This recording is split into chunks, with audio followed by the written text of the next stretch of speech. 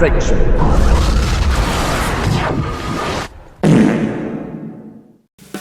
So finally we are here. Episode 10. We're finally here after all this time. And wait, what's in this weekly has not been enough for me. It really hasn't. I mean, normally I wait 10 weeks, but I should have waited 10 weeks and then just binge watched it and done one big review. But no, I watched it and a week, all I wanted to do was watch this. And first I'm going to say Picard just shit all over the Mando. And as my co-host said, this is not the way. Do you know what I mean? The way is to boldly go, and that we fucking did. So episode 9 was sort of interesting. We're going to be covering 2 episodes, episode 9, but more episode 10. Episode 9 was sort of interesting. We got Data as like human now, like he's a merger of many different things. Shaw died, pretty gutted when he died. They didn't mess around, I'm going to say this, I thought they'd drag it out what was behind the red door for a whole hour. They didn't. Straight away, within 5 minutes, it was the Borg. I apologise, I was wrong. I thought it was the Pirates. I was hoping I would have liked to have been them actually, but not complaining, it's the Borg. So really, best of both worlds, Star Trek First Contact, and this is like a 3-part trilogy. You know, the 2 episodes, the movie, and then the 10-part final. And there's a lot of running about. We find out what Jack Crusher is. Picard never had Irumadic syndrome. It was all a cover. It was the Borg backup plan using organic technology. Poor Jack Crusher was like a transmitter, and all the Starfleet young people under a certain age, when they stepped through the transporter, they all had the Borgy stuff inside them. Resistance is futile. So when all this was going on, Starfleet, the whole fleet gets Borgified and it becomes one. Now I'm not convinced that wasn't the entire fleet. There's thousands of ships in Starfleet, and the Federation's massive, so they're going to have ships on the borders, patrolling. Well, you're not going to put all your fleet in one place to take out. I thought having the changelings in this was good. I did like sort of the whole Vladik thing. I would have liked to have seen Vladik get it in episode 9 or early in episode 10. It sort of would have fitted quite nicely. But to top off of episode 9, when we went back to the Starfleet Museum, we saw her herself, the Enterprise. You know, they had a new body, but it was the same saucer section. You can see like the different colouring. And because, you know, it's a Galaxy class, it's out of date now. I mean, and I was just so, when they walked onto that bridge, it was amazing.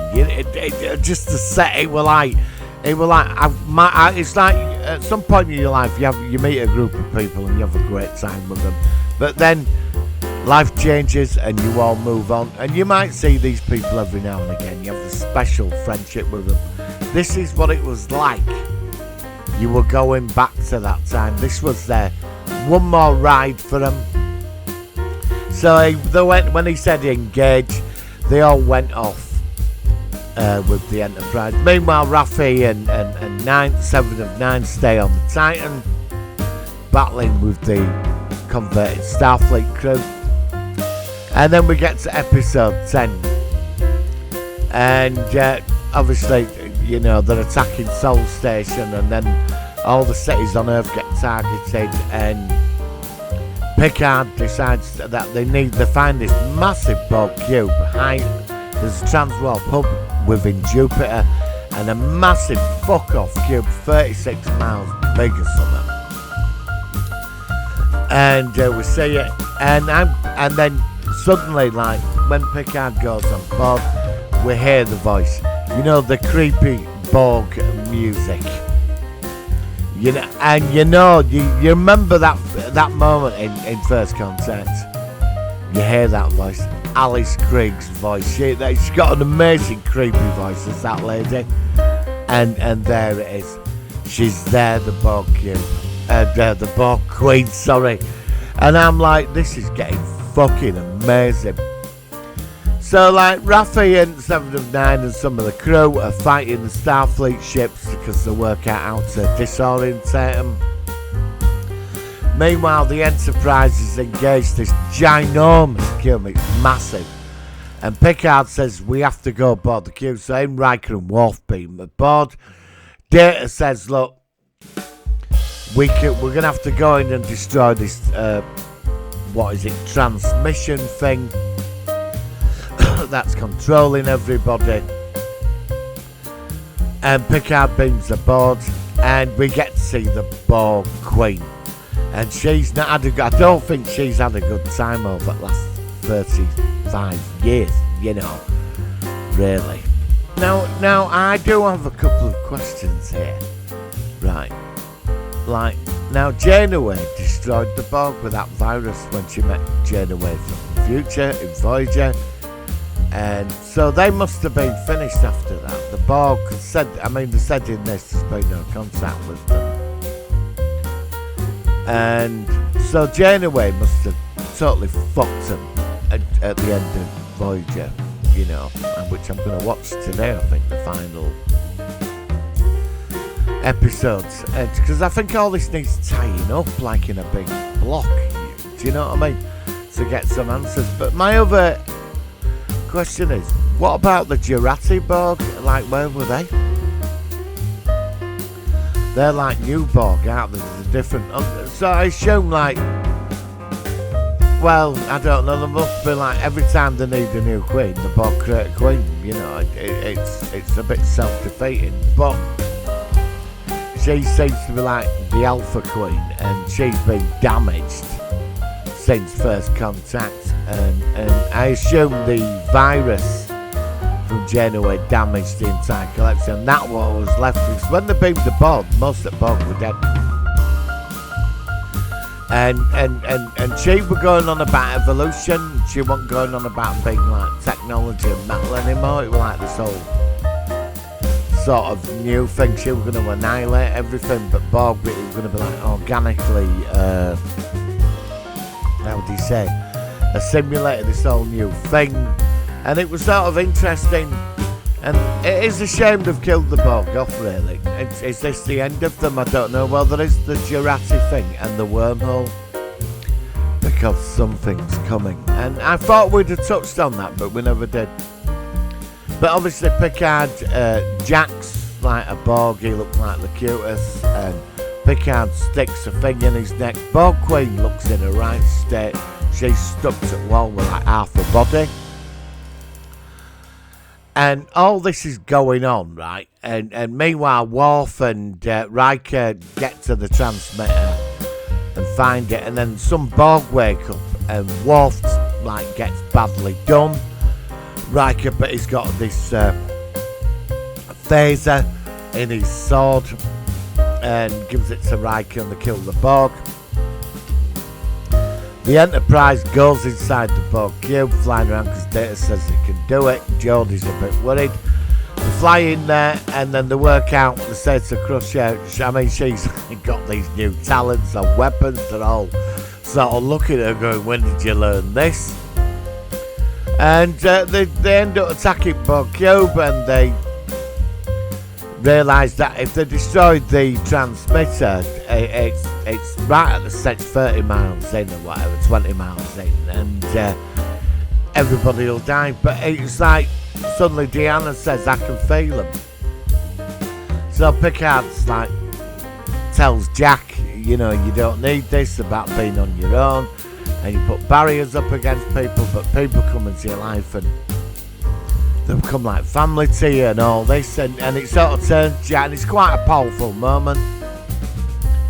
And we sort of like, he gets Jack out of there, they destroy the transmitter, they escape, Borg Queen gets it, and that's it. It's very powerful, incredibly well put together for the final. I was so impressed, and then it got quite emotional after this. So the setup is 1 year later. Picard, Jack's been to Starfleet. He's now some kind of special counsellor to turn the Titan into the Enterprise. I think yeah, they have. And we've got Captain 7. We have number 1, Raffi or Raffaella. And Jack's like, I think he's like special counsellor to captain or whatever. And we see LaForge's daughter, it's sort of, that's it. There's a great scene between Worf and Raffi. Raffi gets seen as a hero in the Federation. Big up with her and Worf. I really, I want Worf to have his own fucking series, And we see the scene on the ship where they take Picard on a shuttle, and the show moving to see Titan. We see the Enterprise. They've named it. It's quite a touching moment, and they go off and engage into space as a test run. And then we get they're in the barge, and all the entire Next Gen cast all laughing away, and there's a lot in this. There's a scene when they're on the actual Enterprise itself, you remember Star Trek Continues where he turns everything off on the bridge. We have that type of scene, Picard like turn everything off. It's a beautiful scene. Then there's a poker game. Beautiful way of finishing it, and with credits. But there is a scene, and they've got to play onto this. They have to play onto this. We see fucking Q in Jack Crusher's quarters coming out. The trial for humanity. Well, it was over for him and your dad.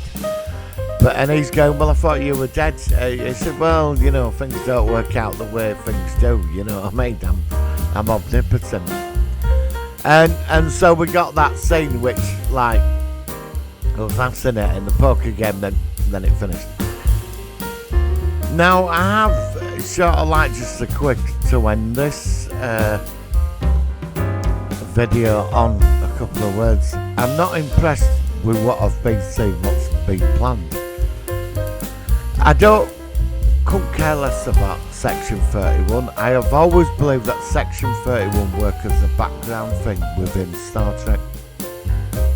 I just don't know. I'm not too sure about it.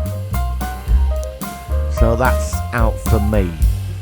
The Starfleet Academy idea, and that's a disaster waiting to happen. I don't think. Well, it could work. Obviously, there's a younger audience. It'll work for them. I've been around. I've been watching it since the original series. So I'd probably see it on a different sort of scale to them. But I think at the end of this series, I thought they set up very guys. We said bye-bye to some old friends. I think that's it now with TNG lot. It's now appearances in any spin-off. Sort of makes sense. They have the final ride out of town unless they're paying millions of dollars to come back and do something else. But I thought this was the perfect bye-bye. I thought it worked very well. Now the same with Q at the end. People are going to say, well, he's meant to be dead. He's Q. Q can fucking do whatever he wants. Probably a different Q from somewhere else. I don't know. You don't know. But it was interesting that they did set up the ball for a new series. I think a Captain 7.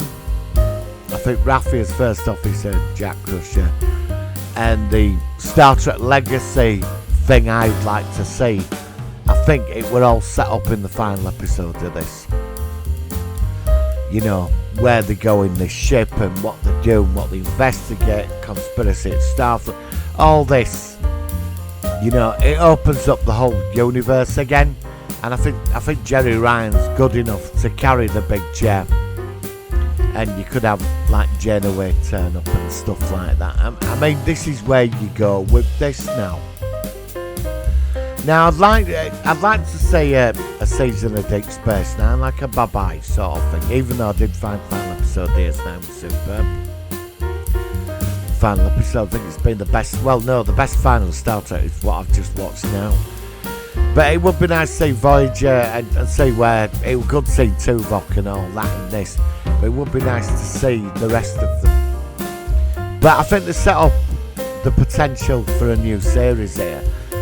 But I can't understand it when they finally get things right, and then they go off half-cocked into other stupid fucking ideas that are not going to work. Look at Discovery. Now, some people like it, some people don't. I'm in and out of Discovery. I've said this before. I like the early seasons to a point, and then I just binged it after that. Strange New Worlds is on the right track. I think season 2 is going to be fucking marvellous. We'll see the Klingons apparently. But I want to get back into the 24th, 25th century. I want to, I'd like to see him go to the Gamma Quadrant. I'd like to, revisit a few places. This is how I think this should finish. So I've really enjoyed watching this series. It's been quite a journey. So I will see you on the next video, and I'm going to say to boldly go and live long and prosper. See you on the next video.